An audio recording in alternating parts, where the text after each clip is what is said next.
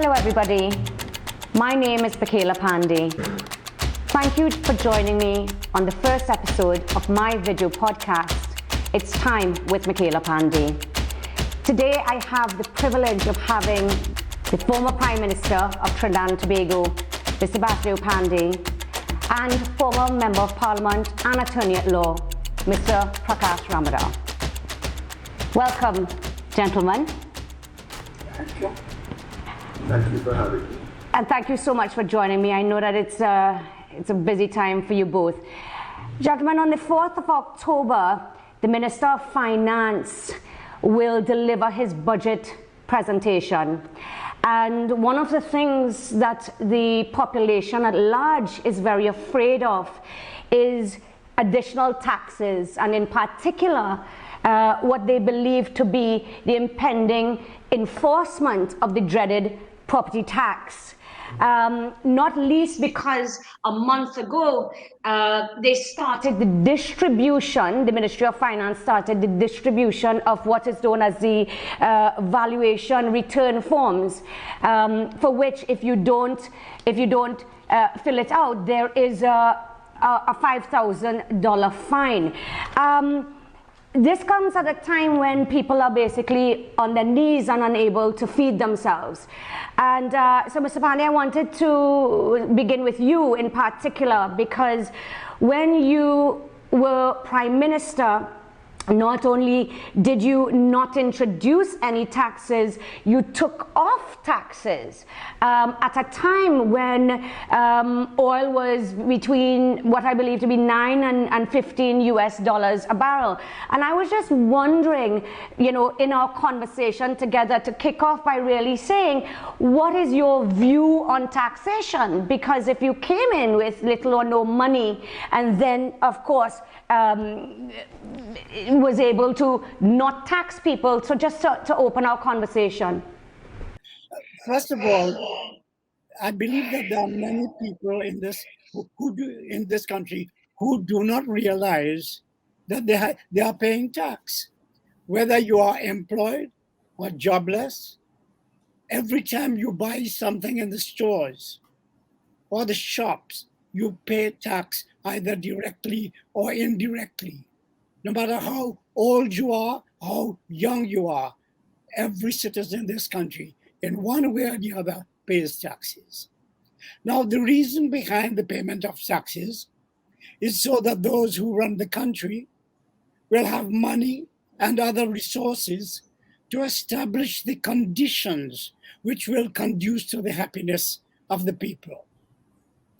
The taxes you pay in this country go into the consolidated fund, that is to say, the treasury.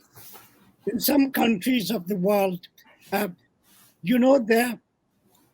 are countries which, because they have earned so much revenue from their natural resources, particularly oil and gas and so on, who pay very little or no tax at all.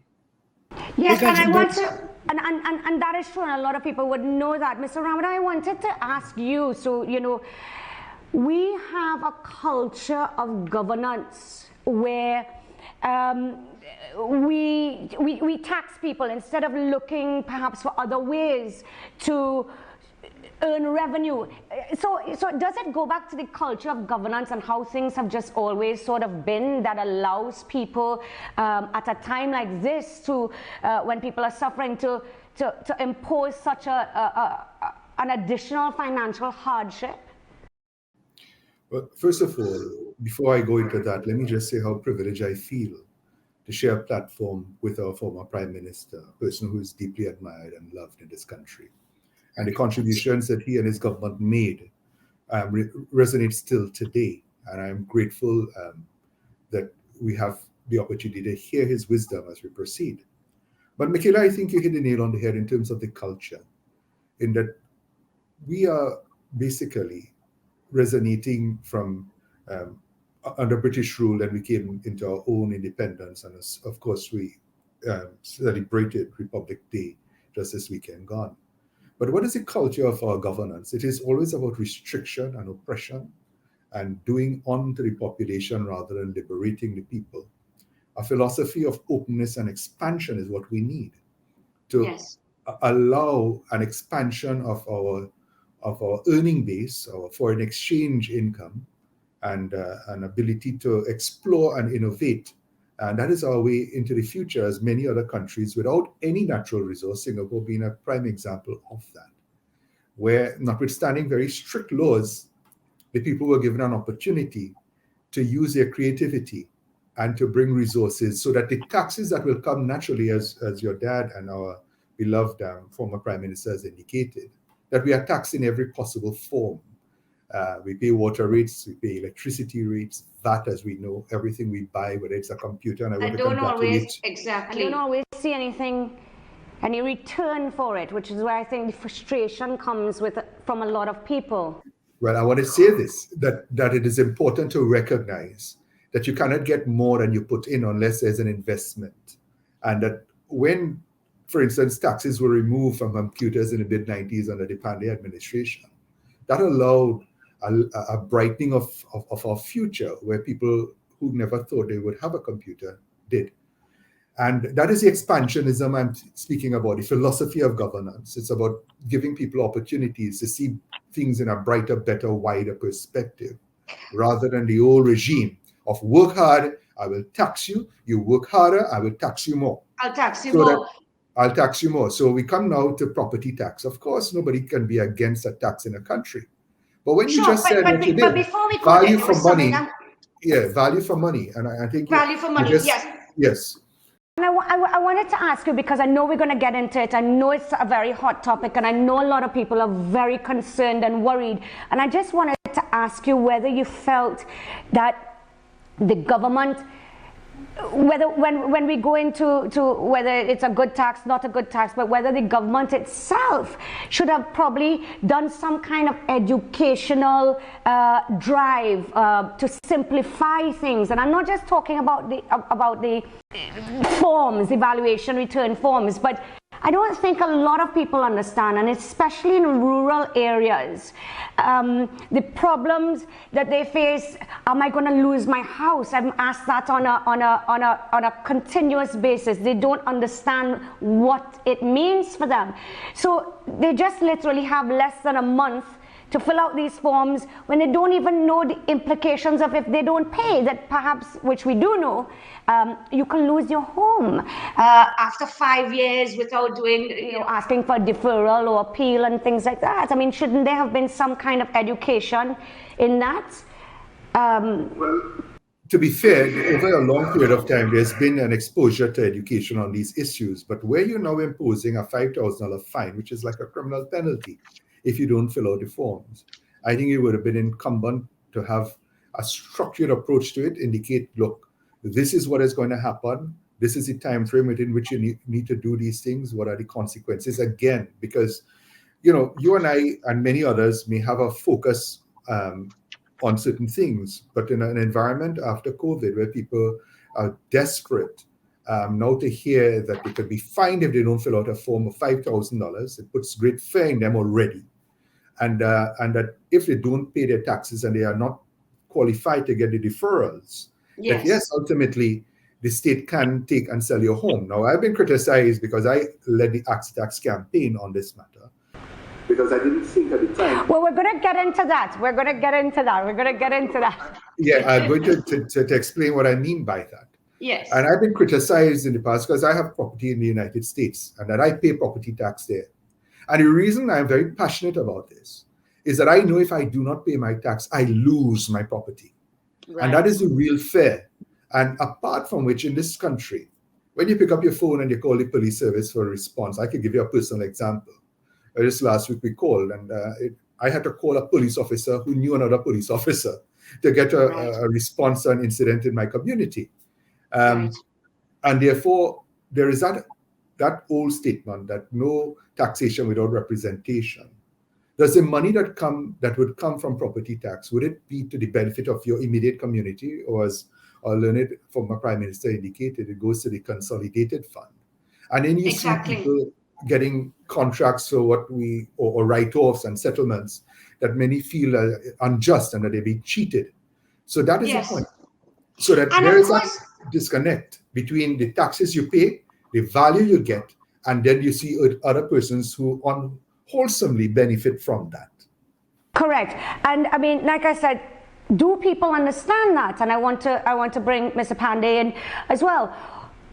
Yes, there is the argument that the property tax, and I've heard many people say, well, everywhere there's a property tax, as Mr. Ramadhar has just said, there's a property tax in the United States, there's one in Europe in different forms. But what I understood a property tax to be was really a local tax, and that tax would go into local government to help aid and help local government with things like street lighting, schools, collection of garbage, and those kinds of things. And I wanted to bring you in, Mr. Panday, at that, because you have spoken about the property tax before, and in fact, we were in Parliament, both Mr. Panday and I, when the tax was passed, even though we voted against it. And one of the big arguments was, if you were going to introduce this tax, what was the purpose of which you were going to introduce it for? And were people, like Mr. Ramadhar said, going to get any kind of return? Before we get there is something that bothers me. The forms that are being sent out now, the penalty is that if you don't fill it in within a certain time, you have to pay a fine of $5,000. What is going to happen to those people who can't read and write? What are those poor people who spent their lives building a house or whatever they have built, and their children have gone away and they are living there? They can't read and write, and they can't fill out the forms, and they do not know what to do. Are they going to have to pay $5,000? And if they don't pay the $5,000, will they lose their homes? That bothers me. I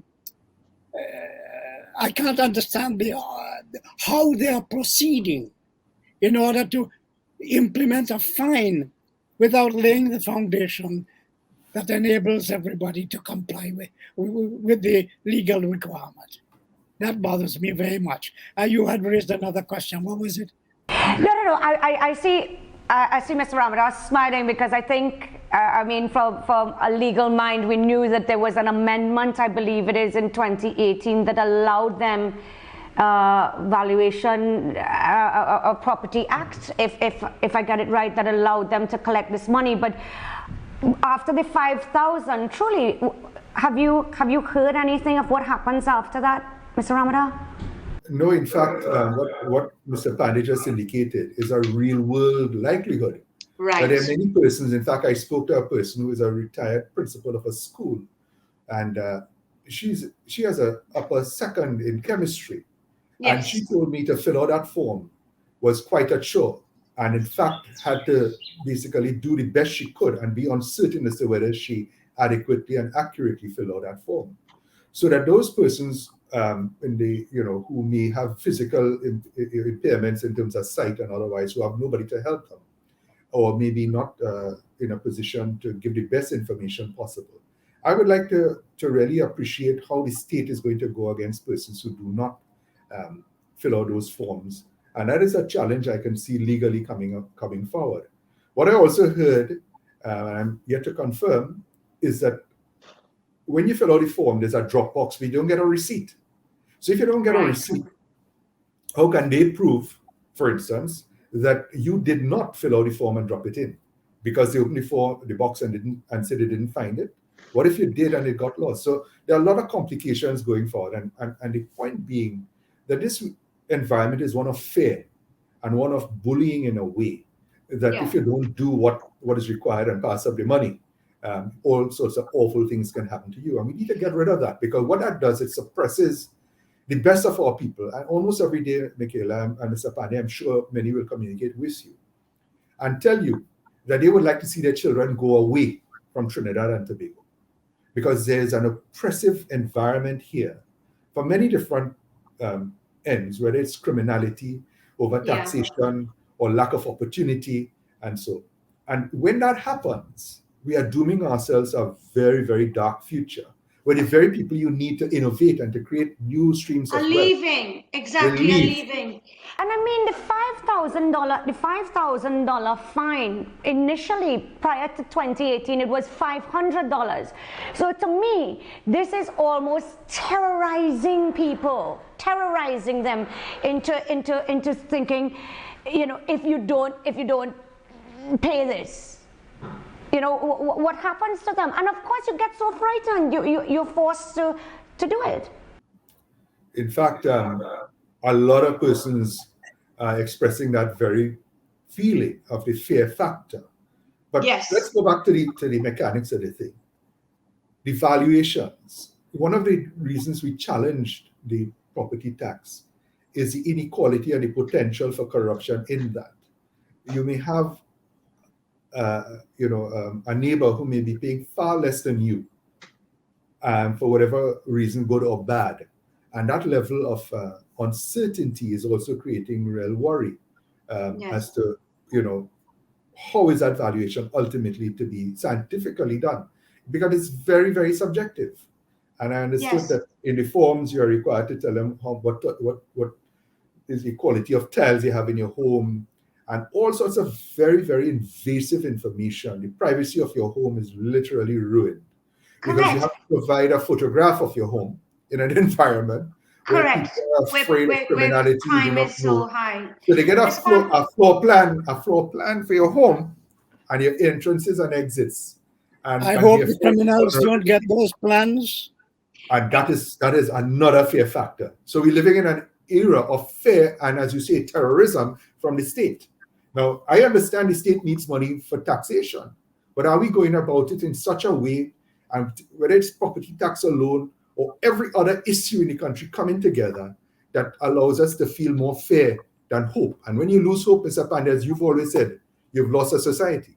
Yes, and you wanted to say something, Mr. Panday. You were saying something when we were chatting about the cruelty of the fine. The reason for imposing that fear, that if you do not fill out the form, as you rightly say, as Prakash says, they are forcing you to fill out the form.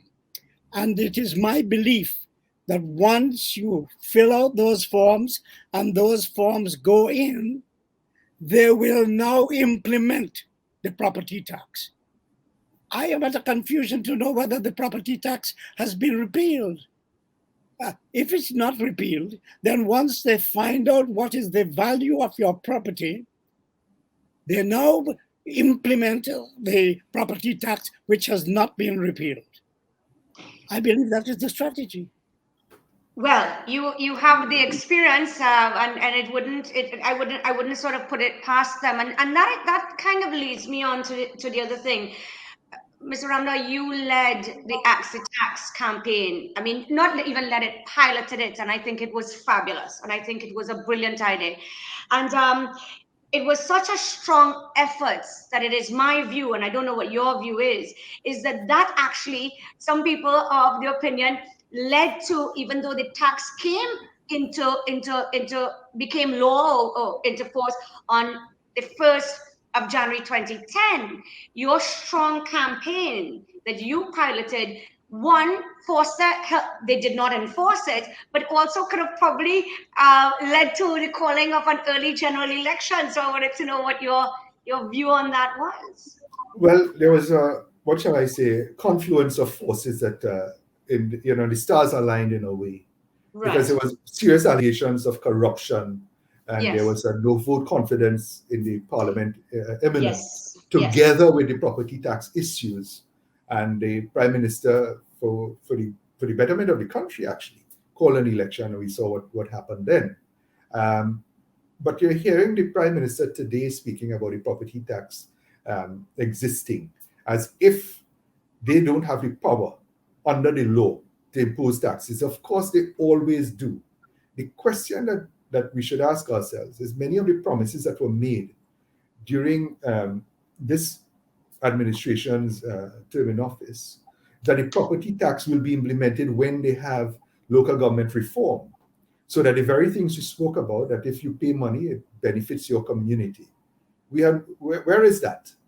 And at the end of the day, once again, we are the at the beck and call of a government that wants to tax us without us seeing the benefit. I've never seen our roads in a worse state of disrepair. Of course. With flooding and everything else, that is a pain to us all. Now, I don't want to criticize the government on the basis of just imposing tax, because that is how government, as Prime Minister and there's so many Panday other just things indicated, right? But what do you do with the tax dollar? That is the important thing. If we saw the benefit, then we'd be more inclined to say, okay, well, we pay and we get value. But we are not seeing that, and that is why the implementation, and forgive me, I think we need to have a bigger conversation here. And as you started on the culture of the politics in terms of procurement legislation, where is that today? Where is the real meat in that? Where is the teeth in that to ensure that when the government spends the money that we get from tax, that we get value for money? It would be remiss of me. We talk about the governments and this government, but there are people, as you had alluded to before, and I don't think it's a personal thing to anybody, but that would have said that the people, probably on the foundation of the Axe the Tax campaign, that one of the platform promises, the foundation on which the People's Partnership campaigned and probably definitely got into government, it did contribute, was Axe the Tax, and the promise was that they would repeal the property tax, and of course that didn't happen. And of course a lot of people, and you have to understand, people will ask that, what happened? The tax was put to sleep as opposed to repealed. And you were there, so Absolutely. perhaps you could give us a better understanding. I'm happy for the opportunity here. Look, the truth of the matter is, having sat in the cabinet and having sat in the parliament, I heard our Minister of Finance read a budget that basically spoke of the implementation of property tax. And on that very day, the then Prime Minister and myself, I went to her and she said, no, we can't allow this. This was a promise we made to the people, and indicated that it will not be implemented. There were many efforts made to repeal this thing, but the Ministry of Finance and Mr. Panday could tell you that sometimes you need ministerial directive to get things done. And I will assure you that everything that we could have done, and others will have to explain why it could not have happened, but it did not happen in terms of the repeal. But having said that, nobody has paid property tax since 2009 till today. Yes. And the gallerying to say that it is on the books is one thing, but even assuming for a moment it had been completely repealed, what prevents any government from bringing it on? And even if a constitutional majority, and we've seen a history of that recently, is required, that they just say it doesn't, and a simple majority could pass such legislation and implement it. So that is really a red herring going down the road. The fact is that we did Axe the Tax, and that it is this government who sees itself only as in need and not in a position to authorize and to help. I'm going to bring Mr. Panday, and then of course we must always remember that the property tax of 2009 was under the former, the PNM, the last two PNM administrations before. It was there. So in my mind, there was no way that when the PNM got into government that they would perhaps repeal their own law. Mr. Panday, what are your views on that? Well, whether they'll repeal it or not, as Prakash rightly says, and you don't mind my calling you familiarly Prakash. I'm happy for that. Prakash rightly said, they could pass it again. That's and right. I believe that is the whole point. That is the whole point of getting you to fill out those forms now, so that they will know how much property you have. And they will be able, then, knowing how much property you have, you cannot escape. They impose the property tax. So whether it's been repealed or not is really not relevant, because it can simply be introduced into the parliament again with a simple majority. Am I not right, Brad? That is absolutely correct. That is correct. Yes. That is correct. And again, I don't know if I've missed anything, but what I do recall is no one's actually yet, I don't know, Mr. Ramadhar, if you saw it, but no one's actually yet said we are reintroducing the property tax, which is why I began the conversation by saying when the valuation forms came out, perhaps that was the first step that they were taking to therefore implement or enforce the tax.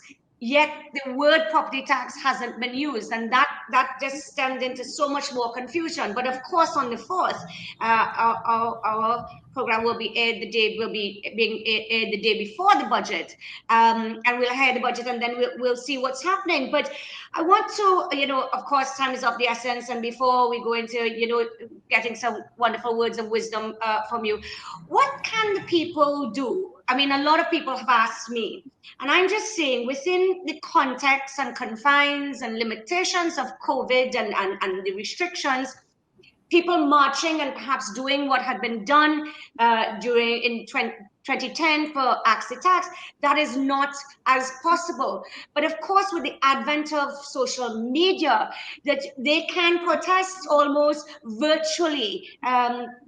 And come together. I mean, there must be something people can do. Ultimately, it is the government, and if they decide to do it, yes. But I mean, we still have platforms and avenues to voice our unhappiness with the tax as it stands.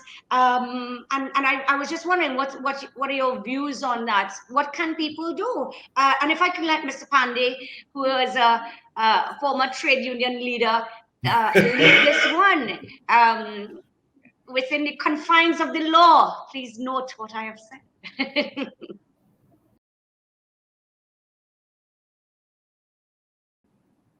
The people can demonstrate as much as they want virtually. That's the word, isn't it? Virtually. But the government will virtually do nothing. And we can do nothing under the present system of government. What are you going to do? You protest? Well, virtually now you can't even march on the streets. And the government says, forget you. We're not doing anything. What can you do? The answer is nothing under this political system. We're going to have to bring you on for constitutional reform. I can feel it. please, Mr. Ramadhar. Yeah, as Mr. Panday says, you can have your say when they will have their way. And that is why the timing of the Axi tax was profound. There was an election in sight. And I find that the only day we have democracy in the country is on election day and none after. Yeah. And part of the constitutional reform that we were working on would have been referenda during a period. Now, having said that, that doesn't mean that we can't say and do things. I think it is incumbent upon all to communicate with their members of parliament and let them know whether in opposition or government-held constituencies, and let them know how unpopular or popular some of the things are. Exactly. Right? And that is the one way, so that the MPs and those who sit in the cabinet will have a connection with the voices on the ground. With the people. Mr. Panday? But if we feel, give me one moment, if we feel for a moment that there is nothing we could do, then we go silent, and I'm seeing much of that. And when you go silent, that gives the wrong impression to the government that whatever they're doing is satisfying to the silent majority. Exactly, and that's why we're doing simple things like having this show. Please, go ahead, Ms. Panday. I just wanted to say that, do you all realize this is the second publication and second attempt at getting you to fill out a form about your property? And let me just put that in context. What Mr. Panday just said is that if the property tax was alive and well, the moment they came into power in 2015, would it not have been implemented, and that property tax would have been paid from then? So that is a set of murkiness and uncertainty as they proceed and stumbling along the path. And a lot of people now are so fearful that they will do what they can just to avoid possible fines and imprisonment. Of course, Mr. Panday. Yes. The link I wanted to make was that this is not the first time they are trying to find out what property you had. It is not the first time they're asking you to fill out forms concerning your property. The first one failed, and that is why they have introduced the second one in order to eventually impose the property tax. And what they've done is, when the last one that people perhaps were not filling out, They went back to Parliament in 2018 and increased the fine to $5,000. Of course, to coerce you to do it. But I am still of the view that whether it is that we can't go out on the streets and protest, people have to let their voices be heard, which is why we're doing little programs and want to talk to people from all walks of life. Because in this country, people feel hopeless, they feel helpless, they feel they're downtrodden, they're browbeaten, and they don't know what to do. And I think there's still ways and avenues that people can let their voices be heard, because we have to admit one thing. Yes, constitutional reform is important, but the people in power have to want it in power, and the opposition have to want it. Until then, the reality is governments so far has shown that name and shame works.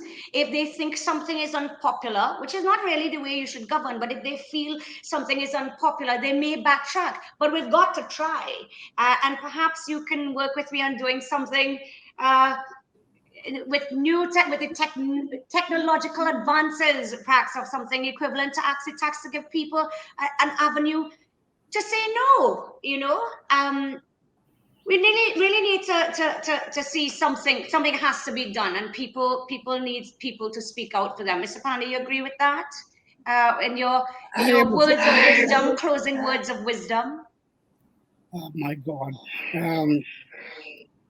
What I want to say is that they have introduced these forms at a time when you can't protest. Yeah, which is what Mr. Ramadhar was saying. I agree. When they introduced it the first time, you could have demonstrated. That's right. And maybe that is why they did not enforce it. But now, you could do what you want. We are in a state of emergency. You can't demonstrate because it's COVID time. It's COVID time.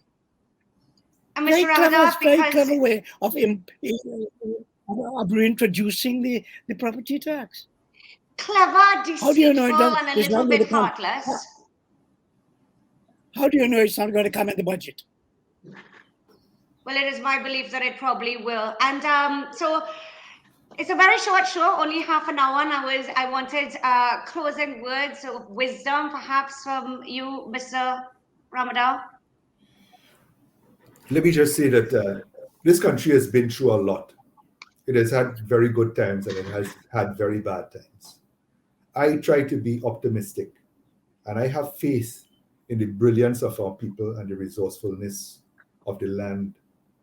And that if we really do get the right approach where we do not feel discriminated against, each and every person in this country has some story of discrimination.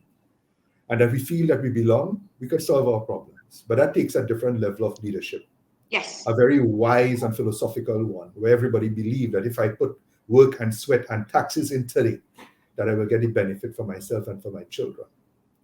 Yes, so that's what we need to work with. That's what we need to work for and look towards. I feel optimistic in the belief in our people. God bless. Thank you. And Mr. Panday? Closing words of wisdom. Wisdom. God help this country. Well, I was expecting something like that. I just want to say thank you so much to both you gentlemen for joining me today. This is our first episode. We're hoping to bring other people on from all walks of life and all ages, and to carry on the discussion and to really be a voice for people. Thank you so much for joining me. Thank you. Thank you. As we come to the close of our first episode, I want to repeat my position and that of my political party, the Patriotic Front. As I said 11 years ago in the Parliament when the property tax law was passed in 2009, the government must repeal this law. It is draconian and does not take into consideration the deep financial hardships that people are suffering. It is not about who was right or wrong in the past. We must now look to the future and do what is in the best interest of the entire country and leave no one behind. As the country anticipates the Minister's budget presentation tomorrow, we plead for a humanitarian approach to the problems and solutions. Thank you so much for joining me today, and I hope you enjoyed the show. Join me again next week, same day and time, when we will be discussing the budget and its implications on the lives of us all. I thank you.